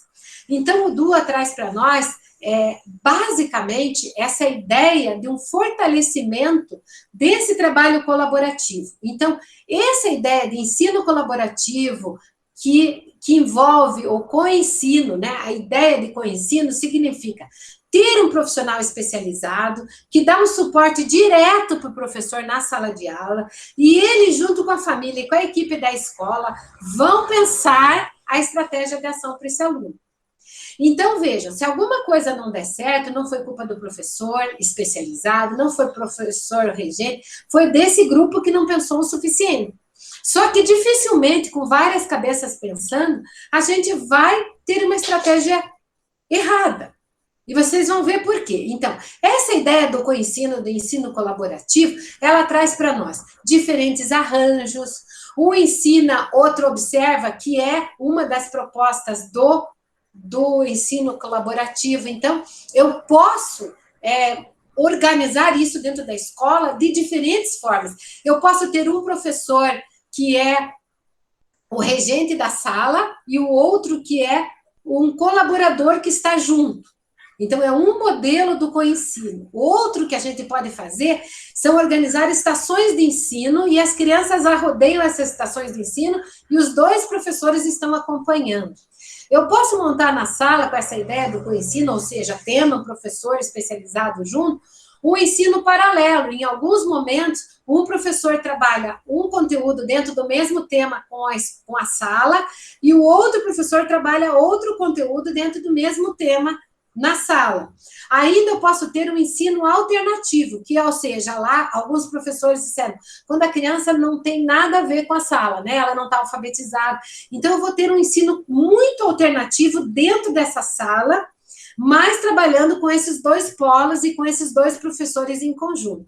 E depois eu vou ter uma equipe, uma outra proposta seria uma equipe, ou seja, os dois professores, eles se tornam parceiros em todos os momentos e os dois fazem tudo dentro da sala de aula em conjunto. Mas o que mais importa, que mesmo a gente tendo esse professor especializado e esse professor do ensino regular que não tem uma especialização na deficiência intelectual, no autismo, não importa lá, que não é um professor especializado, só os dois não vão fazer esse trabalho. Eu vou precisar do engajamento que envolva os terapeutas que atendem essa criança, a família e o resto da escola. Quando a gente ultrapassa os muros da escola, e eu diria para vocês, hoje, na minha intenção, na minha ideia, isso, e pela minha experiência, pelo que eu tenho estudado, é o mais barato financeiramente para municípios, é o mais barato financeiramente para uma escola particular, é mais barato para os pais e é mais produtivo para os professores. Quando a gente pensa em consultoria colaborativa, o que são as consultorias?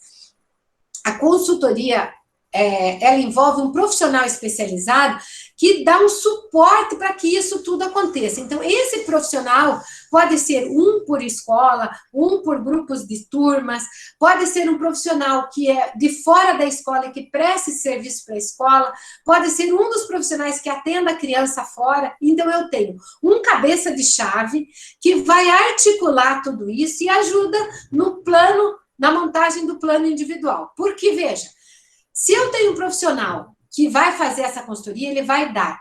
Daí vocês me perguntaram qual é a função. Ele vai analisar o que é a função da mãe, o que é a função do professor, que não tem a especialização, mas que é o regente, o que é o professor especializado, o que é do pedagogo, o que é do professor de educação física, o que é... Então, a gente vai fazendo a composição para definir, naquele caso, qual é a função para cada profissional. Então, nessas atividades, a gente precisa, dentro desse, reconhecer quais as atividades paralelas são importantes. Então, a consultoria colaborativa, ela ajuda a fazer isso.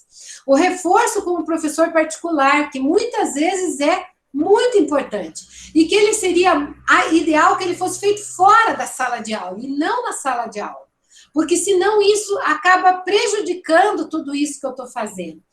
E muitas vezes o que a gente faz, e que ele tem um efeito colateral, que na grande maioria, eu não vou generalizar, porque cada caso é um caso, quando eu tiro a criança da sala de aula para ela fazer determinada coisa, o prejuízo vem na sequência, né? Então, selecionar com materiais com criatividade e um movimento acolhedor. Voltando lá, então, para cada obra, para cada cozinha, para cada maquiagem que eu for fazer, eu vou ter que ter funções diferentes para cada objeto que está nessa brincadeira. Então, vocês me perguntam muitas vezes qual é a função de cada um. Depende do perfil da criança, depende do perfil da escola, depende das necessidades. Se numa escola eu tenho muitos profissionais, talvez cada um possa ter menos funções. Se eu tenho menos profissionais, vão acumular funções. Vocês entendem o que eu estou falando? Se a mãe só pode pagar uma fono, essa função da fono vai ter que ultrapassar, talvez, o que seria o serviço dela. Agora, se a mãe tem a fono, tem a TO, tem a psico, tem um professor de alfabetização, as funções vão se diferenciar. Então, essa resposta que vocês querem prontinha, elas não existem prontas e eu não tenho como dizer isso para vocês. Então, vejam, na hora que eu tenho uma proposta, uma prática colaborativa, acho que a ideia mais legal da gente entender isso é uma prática colaborativa, eu vou montar um plano individual de desenvolvimento da criança, né, de uma forma muito adequada. Eu trouxe aqui um modelo que tem vários na internet, que eu gosto porque ele é bastante visual, e esse é do Espaço Vida e Desenvolvimento, lá de uma instituição em Brasília. Mas por que eu trouxe isso? Para vocês imaginarem que não tem um modelo, que não existe igual, que cada escola vai criar o seu, que cada professor, cada equipe pedagógica pode ter. E vejam, se a escola toma isso como seu, ela organiza melhor.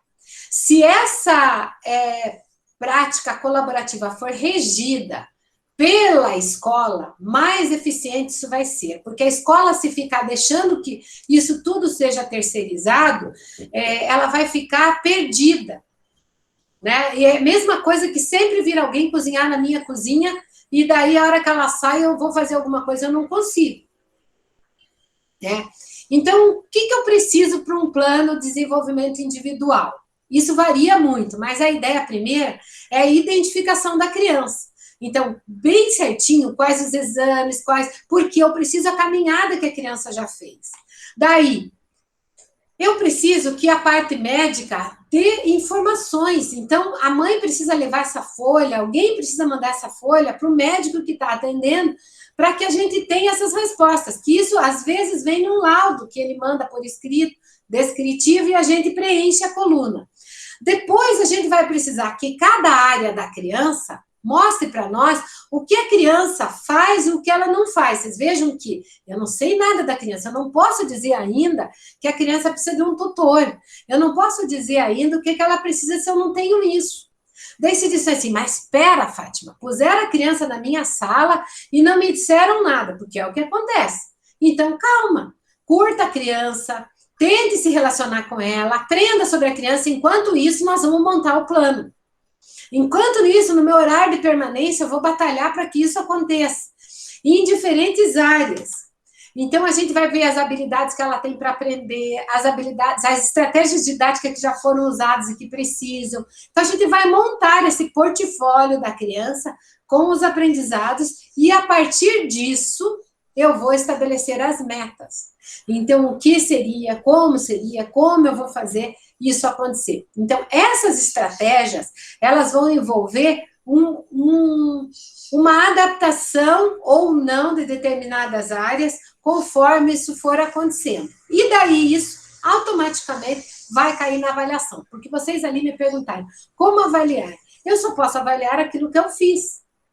Então, é muito fácil a gente pensar na avaliação se eu planejei bem. Agora, se eu não organizei o planejamento, se eu trabalhei com eles algumas coisas que era específica dele, daí eu pego a avaliação que era da turma e quero fazer com ele, não vai dar certo. Então, todos os profissionais e a família devem ter acesso ao plano da criança e devem participar desse plano inicial e dessa reavaliação. E como eu disse para vocês, uma experiência minha pessoal mostra que se ele for trimestral, ele é mais eficiente do que semestral e do que muitas vezes bimestral, porque a gente não tem muita resposta, né? E o que tem acontecido que leva a gente a ficar desesperado? Os puxadinhos. Então, a gente faz coisa, e eu vou dizer para vocês, isso que eu estou dizendo não necessariamente está errado, mas que pode ser uma faca de dois gumes. O aluno não ir todos os dias para a escola, porque daí o professor precisa de tempo, porque a gente quer uma folga, isso é uma tragédia. Eu posso usar isso como estratégia no começo, que eu estou conhecendo a criança, umas 2 semanas, 3, enquanto eu estou fazendo o plano individual, certo? A criança entrar depois e sair antes também é uma estratégia muito de começo e depende de cada criança, porque isso é ruim para a criança, é ruim para a escola, é ruim para o professor, a criança não engaja, a criança não faz amigos, ela se sente diferente, isso influencia no trabalho. A mãe ou alguém contratado faz esse planejamento, faz essas adaptações, isso não é bom, porque daí o professor não vai conseguir fazer. A gente cria muitas classes especiais dentro das escolas, achando que essa é a solução. Então, uma classe especial é legal se ela for temporária e para alguns casos. E a gente vai criar um monte de profissionais de apoio que podem ter 1000 nomes, AT, cuidador e etc, etc. E vocês que me conhecem sabem que eu já apanhei na internet. E eu gosto quando eu apanho, porque eu me sinto provocada. Muitas vezes as pessoas que me atingem, que tentam me atingir, porque não me atingem nas redes sociais, em algum lugar, eu fico pensando que essas pessoas, eu só tenho a agradecer elas na minha vida, porque elas fazem eu andar para frente, eu estudar mais. Porque se um dia eu falei alguma coisa que ofendeu, eu falei a partir da minha prática, a partir do que eu estudei, a partir do que eu achava que era melhor para uma criança naquele momento. E quando eu alerto coisas que estão acontecendo, eu sei que muitas vezes isso causa um desconforto. Aí, quando eu fui estudar sobre esse profissional de apoio, que eu fui tão apredejada, eu descobri que no mundo inteiro ele nem existe mais. Porque já em 2004, por exemplo, na Inglaterra, já foi visto que isso era um problema. Então, essas soluções, muitas vezes, elas acabam sendo um problema que a gente vai criando e que vai virando um monstro dentro da escola. Então, tudo isso, num contexto, de alguma forma, ele vai prejudicar. Tem um autor, que é um autor espanhol, que chama professor Daniel Valdez, nesse livro Ajudas para Aprender, ele diz, credo, o que é isto? O que é esse profissional de apoio, né? Então, ele atribui a ideia do profissional de apoio a um andaime, que é algo que fica o tempo inteiro na frente da criança e que a gente nunca vai ver. Que se uma obra vivesse com um andaime na frente, ela ia apodrecer com o tempo. E ninguém ia poder entrar nessa obra, ninguém ia poder desfrutar dessa obra. Então, a metáfora ela tem a ver com isso. Quando eu comecei a estudar sobre isso internacionalmente, busquei isso em outros países, o que eu descobri que já a gente tinha na Europa, de uma forma geral, em 2004, um desconforto, e alguns autores relacionaram a ideia da criação de um profissional que fica para atender a criança, que planeja esse negócio sozinho, como a ideia de um casulo. E aí, todas as consequências que isso trouxe. Então, o que aconteceu internacionalmente? Eles observaram que produziu muitos sintomas, como a superproteção, favoreceu com que os pais acabassem interferindo sozinhos, porque ele queria ter o controle sobre esse profissional, quando era o profissional, o pai que contratava, criou uma imagem enfraquecida do aluno e do professor. Aí a pergunta era, para quem é bom, que foi a pergunta que eu sempre fiz, quem se beneficia com esse profissional? A escola, porque o professor para de reclamar, os pais, porque pensam que a criança está sendo bem tratada, e nunca o aluno.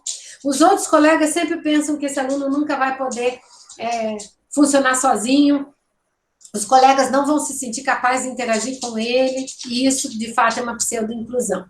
Então, fora do Brasil, aí a gente tem vários autores, mas esse autor, ele criou uma apostila de práticas adequadas, é uma autora, Waddington.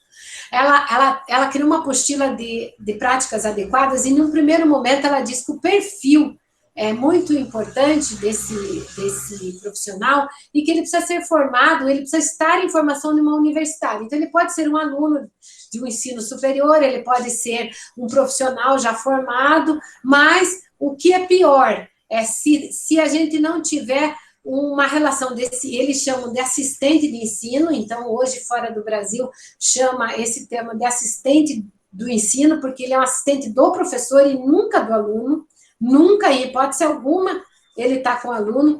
Então ele estabelece uma relação de parceria com esse professor. Então, se o professor não permite, ou se não se cria esse vínculo entre esse assistente de ensino e o professor, nada vai acontecer.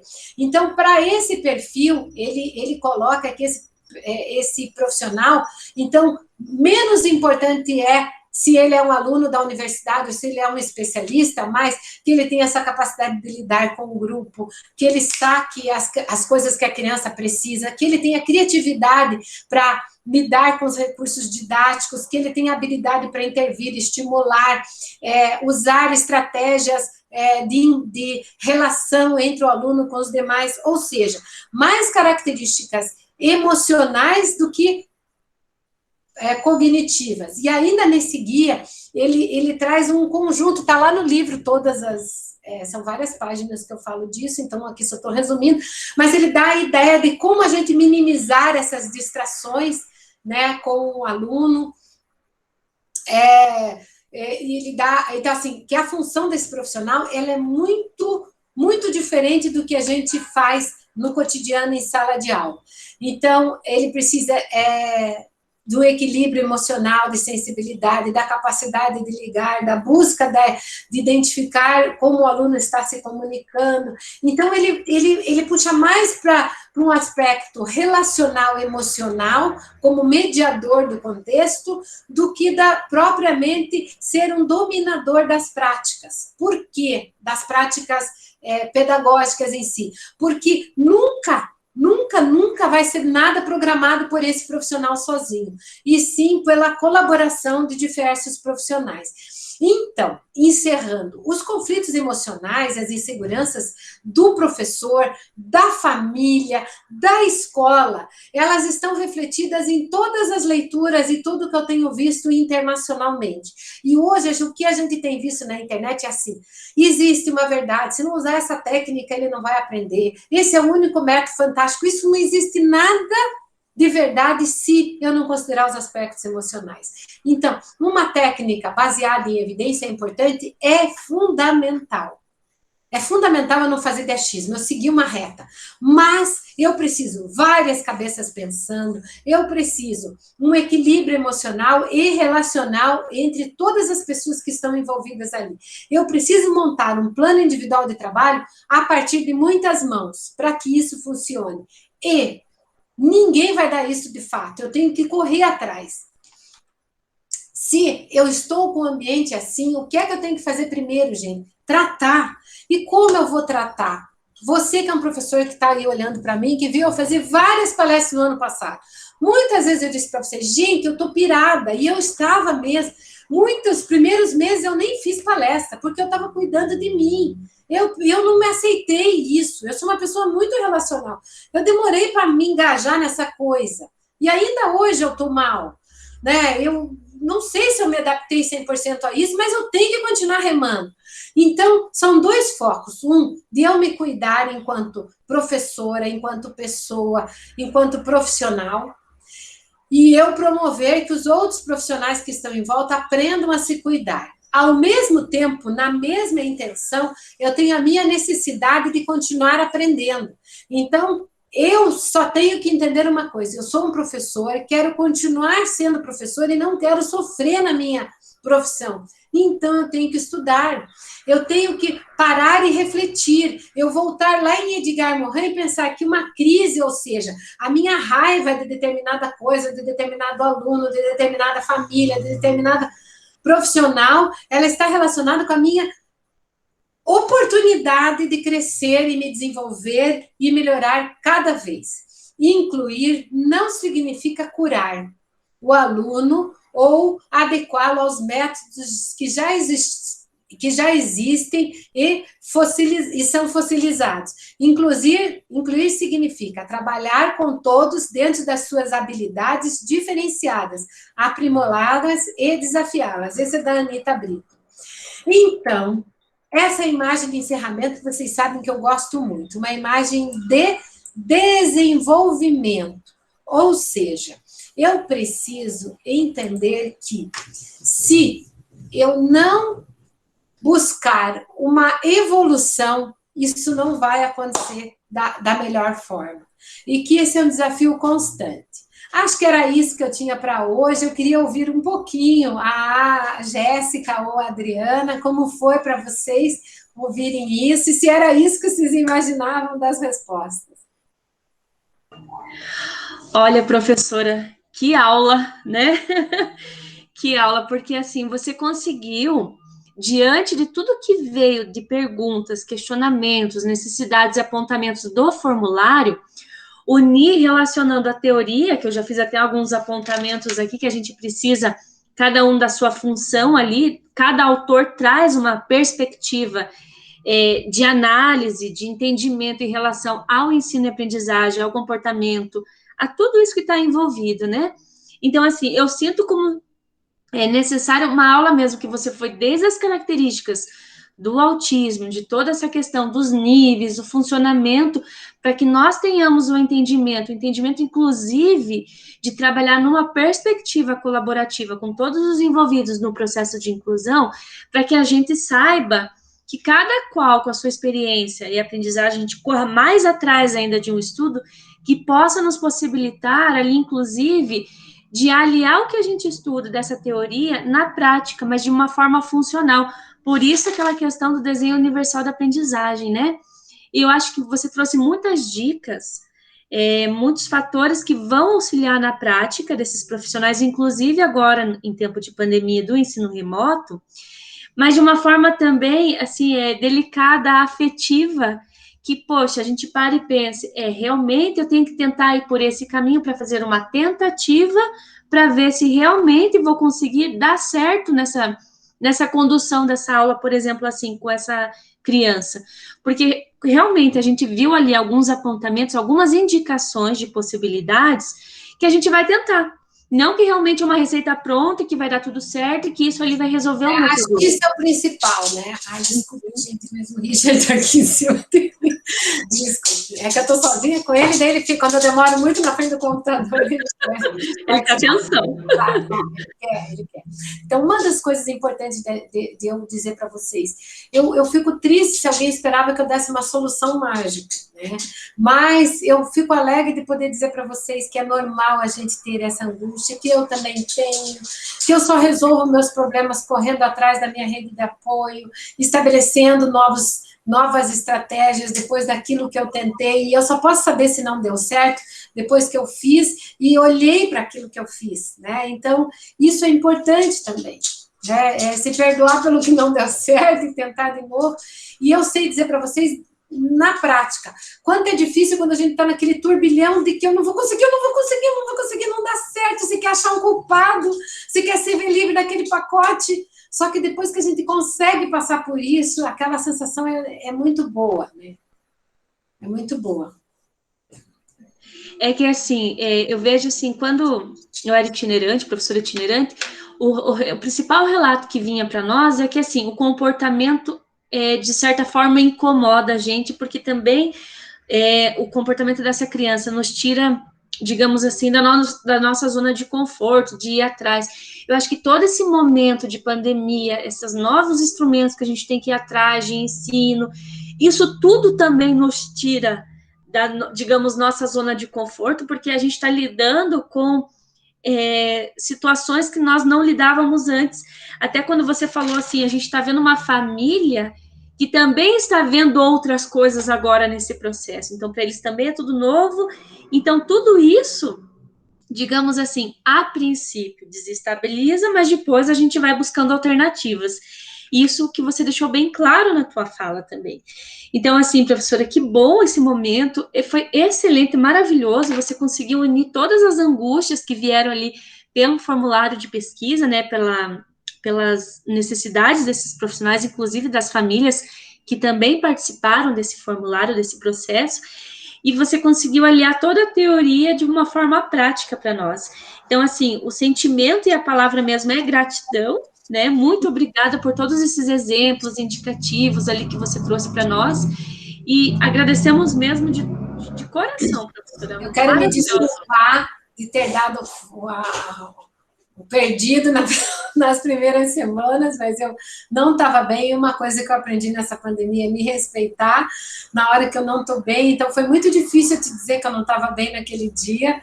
E acho que é isso que eu digo, a gente olhar para a nossa falibilidade, para nossas fraquezas. E então, eu agradeço a compreensão de todos vocês e dizer que não foi porque eu não queria, mas porque a gente tem que aprender a olhar para o nosso lado frágil, né? Não, eu entendo. E, em primeiro lugar, a gente estar bem, se sentir bem, para daí a gente conseguir fazer alguma coisa bem, né? E eu entendo você, eu imagino a angústia que você deve ter ficado assim.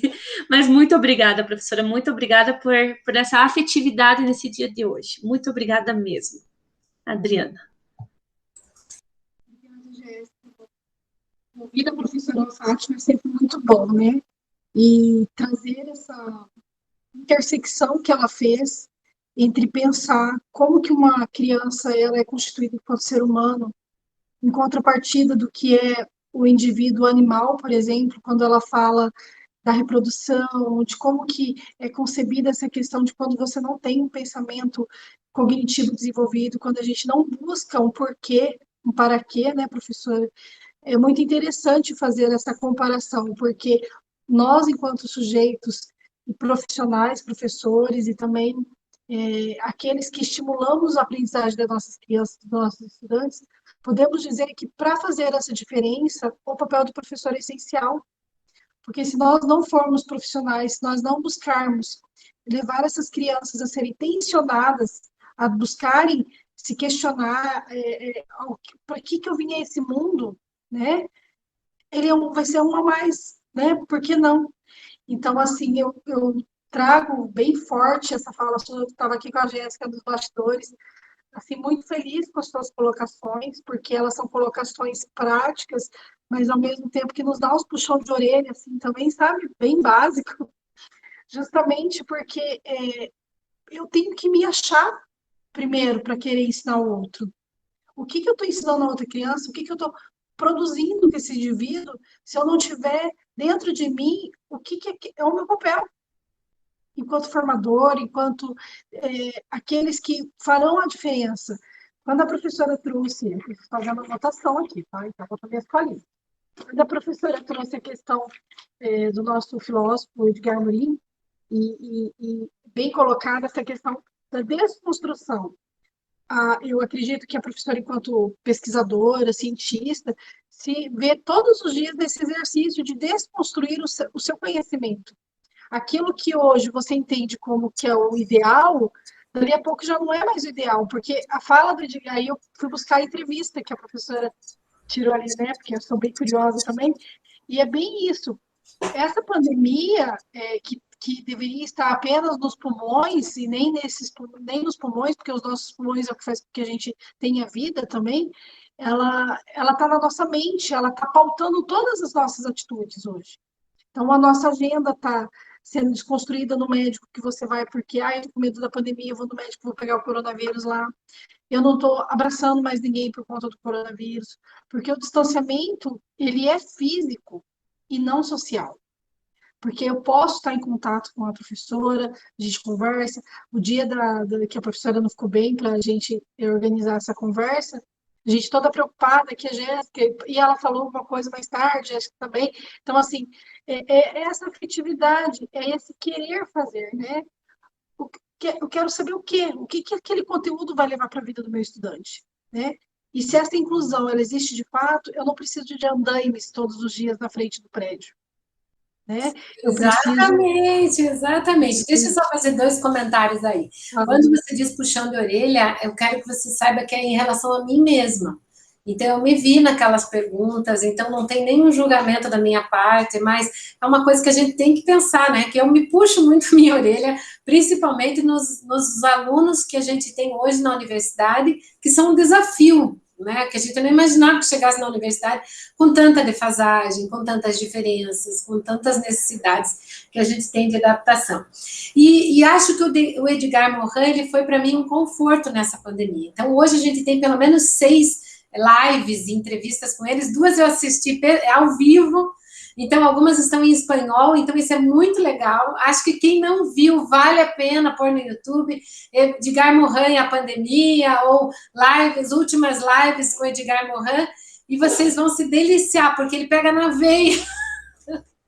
E é muito bom, né? É muito bom.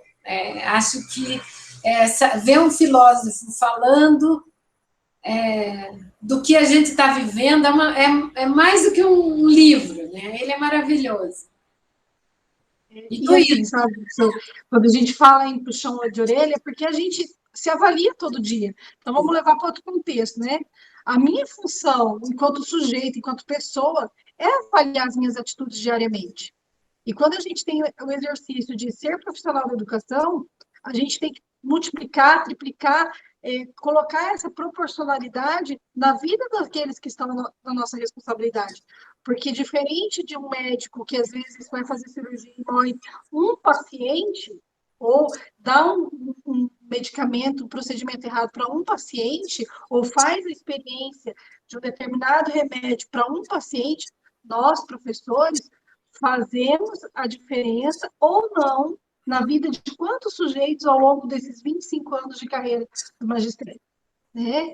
Então, assim, quantas crianças não passam nas nossas vidas que a gente não marca? Então, assim, isso, para não ser redundante, para não ficar no romantismo, né, como o pessoal fala, sejamos conscientes de que a nossa função ela precisa ser avaliada periodicamente. Para o plano de aula individual da criança, como a professora colocou, o que eu estou fazendo enquanto equipe, como que eu vou organizar isso, e saber que nem sempre todos temos a resposta, porque o nosso maior desafio, o nosso maior querer é ser desafiado todos os dias. Eu fiquei bem feliz quando a professora falou, porque a gente conversa um pouquinho antes da professora da live, e a formatação desse momento é justamente responder às maiores angústias da rede sem filtro, né?